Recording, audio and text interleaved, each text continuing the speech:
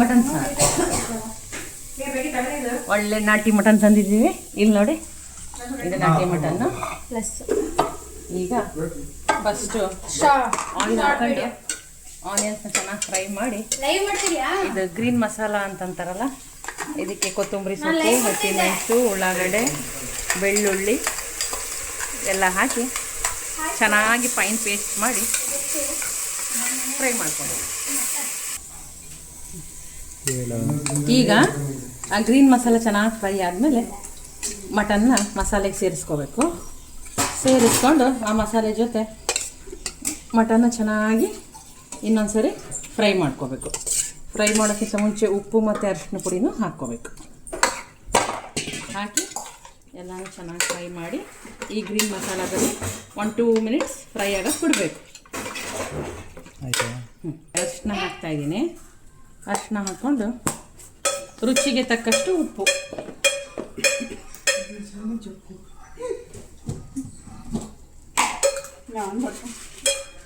ಇದು ನೋಡಿ, ರುಚಿಗೆ ತಕ್ಕಷ್ಟು ಉಪ್ಪನ್ನು ಹಾಕ್ಕೊಂಡು ಇದು ಗ್ರೀನ್ ಮಸಾಲ ಚೆನ್ನಾಗಿ ಒಂದ್ಸರಿ ಅದನ್ನ ಚೆನ್ನಾಗಿ ಮಿಕ್ಸ್ ಮಾಡಿ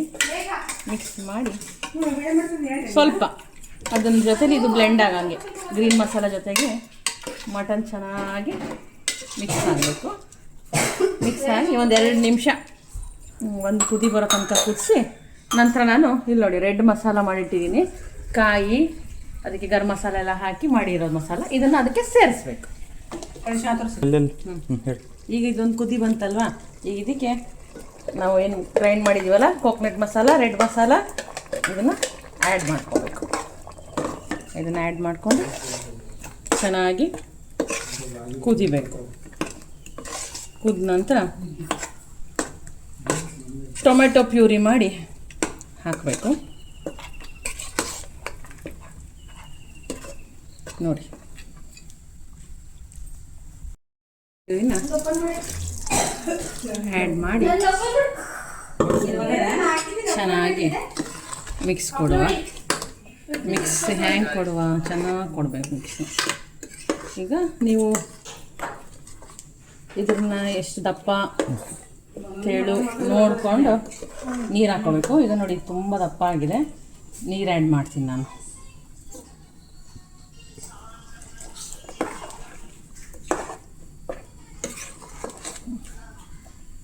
ಸಾಕಾಗಲ್ಲ, ಮತ್ತು ಬೇಕು ನೀರು. ನೋಡಿ, ಈಗ ಮಟನ್ ಸಾರು ರೆಡಿ. ಏನಿಲ್ಲ, ಇದಕ್ಕೆ ನೀವು ಮತ್ತೆ ಒಂದ್ಸರಿ ಟೇಸ್ಟ್ ನೋಡಿ, ಉಪ್ಪು ಬೇಕಿರೋ ಉಪ್ಪು ಆ್ಯಡ್ ಮಾಡಿ. ಈಗ ವಿಷಲ್ ನಿಮಗೆ ಹೆಂಗೆ ಬೇಕು, ಸಾಫ್ಟ್ ಬೇಕಾದ್ರೆ ಒಂದು 4-5 ವಿಷಲ್ ಹೊಡೆಸ್ಕೊಳ್ಳಿ. 4-5 ವಿಷಲ್ ಹೊಡೆದ್ಮೇಲೆ ಮಟನ್ ಸಾರು ರೆಡಿ ಟು ಈಟ್. ಸಾರಾದ್ಮೇಲೆ ನಿಮಗೆ ತೋರಿಸ್ತೀನಿ. ಓಕೆ, ಫೈನಲಾಗಿ ಮಟನ್ ಸಾರು ರೆಡಿಯಾಗಿದೆ.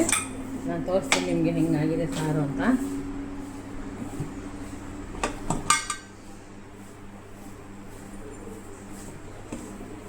ನೋಡಿ ನೋಡಿ, ರುಚಿಕರವಾದ ಮಟನ್ ಸಾರು ರೆಡಿ.